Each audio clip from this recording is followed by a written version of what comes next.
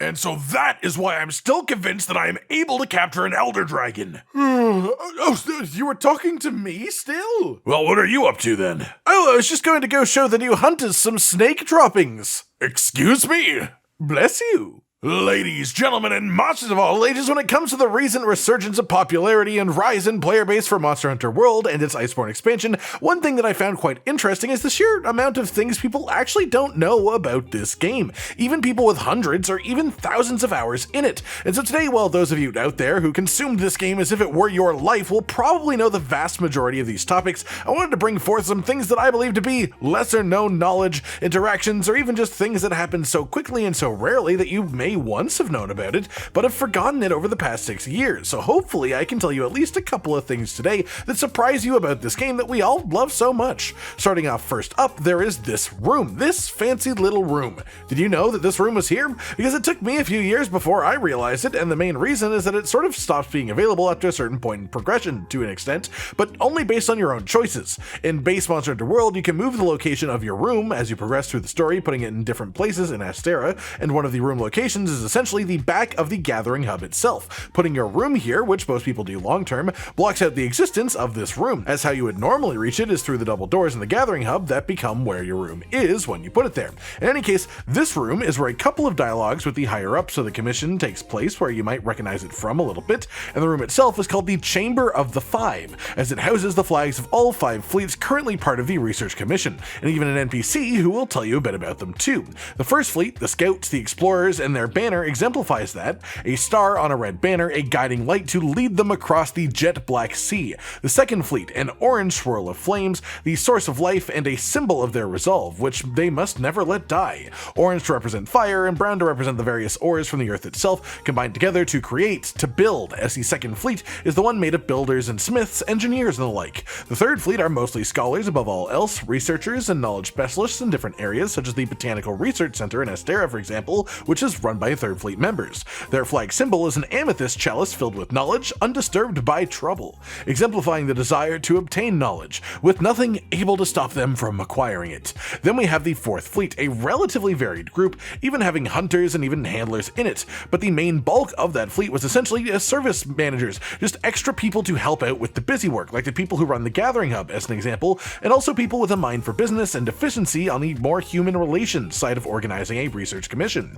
Their flag symbol, a wheel on an emerald banner, moving with force to drive the research forward, being the concept behind it. Then we have our own fleet, the Fifth Fleet, the symbol representing white, fair winds to push us towards our goal with speed and remind us to stay light on our feet, ready for anything. And it's worth mentioning the colors of the Fifth Fleet banner are also more than likely the inspiration for obviously the Guild Palace armor sets from the game. Next, let's move off the more lore heavy side of things. This one I was interested to find out people learning about recently who didn't know, which is when you are mounting a monster, not just clutch claw on it, but proper mounting, you actually have more options than just stabbing it with the mounting knife. For example, if you hold the aim slinger button and then fire slinger, you can point blank blast a monster with your equipped slinger ammo. You can do it with basic ammo to do more mount damage than pure stabbing would do, or you can even do it with fancier ammo types for greater effects, like even shooting thorn pods directly on a monster's head, as that's pretty useful to be able to do. After that, then let's talk a little bit about the Rotten Vale. Now, the real common thing that people figured out pretty early on is that the Rotten Vale itself, as a map,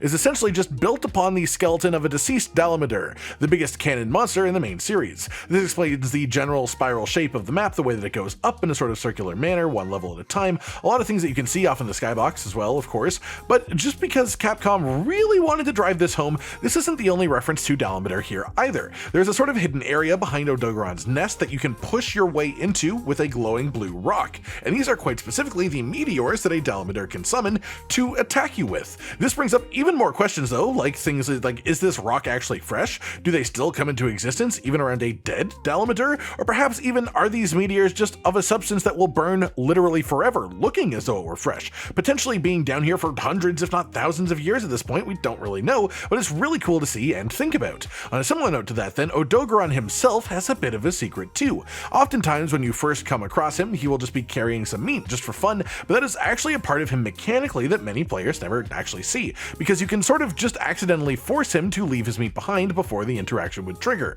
When Odogaron is exhausted then, when he enters his fatigue state, with drool coming out of his mouth, if he is in the same zone as his meat, he will actually go and eat it. But you can also trigger this manually by putting down raw meat from your own inventory, which he will happily eat too, and obviously you could take advantage of this poor little exhausted dog and give him poisoned or drugged or tinged meat if you wanted to be efficient, but if he eats just raw meat, he immediately enters his fatigue state and enters a sort of super enraged mode, where he's at his fastest and most damaging possible, more so than even his standard enrage. So tired Odogaron plus meat is essentially a hidden extra phase that a large number of people have probably just never seen until this very...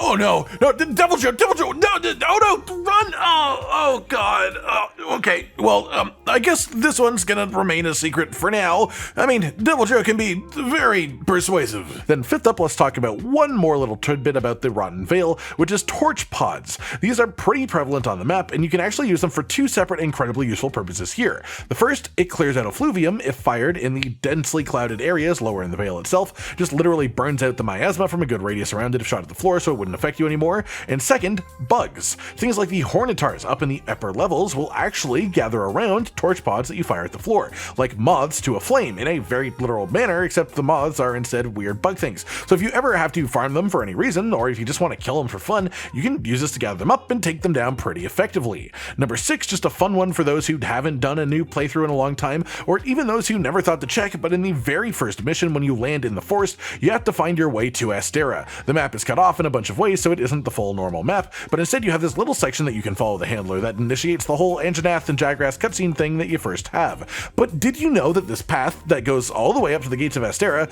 is actually always there, not just in this section at the beginning of the game, but just a normal part of the ancient forest, always? And even past that, if you are in an expedition specifically in the forest, you can actually walk right up to this gate as a physical object and interact with it with your hands, just to return directly to Astera without even opening your map, which is actually pretty neat. Talking of Astera then, let's talk a bit more about the background of the game really. One thing that I've always found pretty interesting is the concept of the fleet masters. Each fleet has a proper leader, which generally puts them as being the most trusted and respected at their fleet's main purpose. A lot of people mistakenly believe that the first fleet's master is the commander, as he's the one actually giving us our orders the vast majority of the time, but he is actually second in command, in charge of the day-to-day operations really, with the actual proper leader being the admiral himself, who is more of a proper explorer, just out there embodying his fleet's concept day in, day out. The second fleet then is the builders, the engineers, the smiths, and their leader is of course the smithy himself. Then we have the third fleet. This one is somewhat more clear because it's defined very well in the story of the game itself, as the third fleet is the scholars. They even have their own base in the downed airship, and their leader is of course the third fleet master. She doesn't even go by another name within the game, so it's pretty obvious who it is. However, an interesting thing about the third fleet that shows not all members of a fleet have the same purpose, there's this runner for the smithy by the front of the actual airship itself. Mechanically, this guy just exists and is there to give you a way to use the smithy in this base location, but lore-wise, he's actually far more interesting than that. And many people never even realize this, but one of the character's dialogue lines directly says that he actually originally came to the New World to help protect and help with the field team leader's growth when he was young, who of course then becomes the commander of Celiana, and it's worth mentioning is the grandson of the commander himself. So essentially, this guy was asked to be brought in specifically with one of the fleets to help protect and teach the field team leader. So that's actually a pretty interesting lore nugget that makes this character actually far more important than you might expect. Then we come to the more mysterious fleets. The fourth fleet we talked about earlier were mostly the resource management type, put in charge of quests at the hub and things of that nature, and their leader, you may be surprised to learn, is actually the provisions manager, the French woman who is part of the original resource center trio in the base game, who then moves to basically do it on her own in Iceborne in Celiana. As it turns out, she is actually the leader of the fourth fleet as a whole, and so essentially she is the fourth fleet master as well. As for the fifth fleet then, that's where things get funky, because the fifth fleet doesn't actually have a master, at least not at the time of the game, from everything that we see in the story, and the main reason is we don't need one. The fifth fleet is pretty much entirely composed of hunters and handler partners, and so their job is essentially to just do the dirty work as commanded by those above them in the hierarchy. The reason we as the hunters are the ones doing all the hunting and not people like the commander and the admiral is, well, at first that they are like 70 years old at this point, but also that hunting was never actually really their main job. They were scouts and explorers above all else. Their job was to find, to understand, not necessarily to hunt unless unless absolutely required. That is actually what we're here for, and so we take our orders from the commission itself, with the leaders being the Admiral and the Commander as second in command. Continuing in Astera then, but again dropping off the lore train for a moment, I know it can get quite dense if you're not expecting it, we have the Poogie. Everyone knows the Poogie, everyone loves the Poogie. You can pet the Poogie and it's great, you can even pick him up, which is lovely too, but did you know that there are specific spots that you can bring him to by carrying him around throughout the hub to unlock special outfits to stick him in? I know, right? It's incredible. For example, if you carry him to the Huntsman and then let him down, he will dig up the Apprentice Fiver outfit. There's a number of these around both Astera and even Celiana once you have Iceborne too. It's just a fun little bonus minigame that they snuck in for people who want to enjoy the hub a bit more. Then we have number 9. This is going to be obvious to a lot of people, but a surprise to a number of others, and it's rare endemic life. Of course, we are all aware of endemic life as a general concept in the game, the little squirrels, the small lizards, all those types of things, but a lot of people will go the whole game without realizing there is another little mini game here where there are unique kinds of special rare endemic life, things that only spawn under certain conditions or in very rare circumstances, ones that look incredible and absolutely different from everything else you can find, and of course they also have their own gold crown size ratings too for capturing if you want to engage that far in, and you can also display these super rare pets in your room too if you want to show off your collection. Then moving on, just a fun little bit of information that many people never really know because there's no real reason to find out, which is the story version of Zora Magdaros, mostly the second one more than either of them. These quests have long been called sort of silly because they aren't very interactive. Really, your player doesn't need to do much, but the most interactive part of them, at least in theory, what you would assume to be, is when Nergigante swoops down and you have to fight him off to stop him from defending Zora. But, well, the best part of this is that you actually never have to interact with Nergigante at all. He will stick to his own section of Zora's back, you don't have to go anywhere close to him, and he's not going to go anywhere past that, and after a set amount of time, he will just leave, even if you never touch him. So essentially, this is just a fun scripted story moment that requires exactly 0 player input to progress, which means it is genuinely easier to win this hunt than it is to fail it, because if you just don't fight the monster, you're actually not in danger, and that's pretty funny in itself. After that, we have a fun turf war that is extremely rare to actually see happen, so a lot of people don't really know about, which is Palumu and Odogaron. When you're in the Coral Highlands, there's a low chance of Odogaron spawning, and he just sort of climbs up the veil, basically. But the chances of that aren't overly common, so this turf war doesn't come up much, but it is an extremely well-made one, not to mention when it glitches out and Odogaron gets cleared for intergalactic travel. Speaking of the Coral Highlands, we actually have another note about this too, which is the Coral Highlands rope lift, which connects the higher half of the map to the lower half as well, in a few set places, allowing you some extremely quick travel. Most people don't really use them because the camps are pretty well set up on the different sides of the map that you'd want to access, but because they went unused, a lot of people don't even know about them existing in the first place. To even have them exist, though, you do have to hand in a delivery request, and then they just sort of sit there forever. So I could totally see someone either not noticing the delivery request in the first place, or finishing the request and then never noticing where the actual rope lifts themselves are. But here they are, and this is how they look in action. They're actually pretty useful too if you want to use them. Then we go back to the base a bit, and let's talk about the head chef of Astera, the Meowscular Chef. And this is just a little tidbit that a lot of people do know, but for those that don't know it, it will make a hell of a lot of sense once you do. The Meowscular Chef belongs to a specific hunter, as he is the palico of the Admiral. It makes a lot of sense, right? The most jacked hunter and the most jacked cat working together, long time buddies, and so at some point over the 50 plus years that the Admiral has spent in the New World, his palico sort of retired from the hunting and exploring life and has instead become the head chef, and I just love how much sense it makes once you piece it together. Speaking of both Astera and the Admiral then, there's a place that you have a couple of forced conversations in the story with him that it never actually shows you how to get to. I know a lot of you will probably be taken aback by this one, but there's actually a back exit to the smithy in Astera. Go in from the main entrance to the smithy, and then you can go out to the left. There's actually a door up a little staircase here, leading to a mountainous path that you can even follow further the whole way up to the end up at a little gazebo area outlooking the ocean from an incredibly scenic spot. It's great for taking pictures in view mode or whatever you want really, but I just love that little spots like this exist and that tons of people aren't even aware of it because the game never gives you an obvious reason to actually explore the hub to this degree.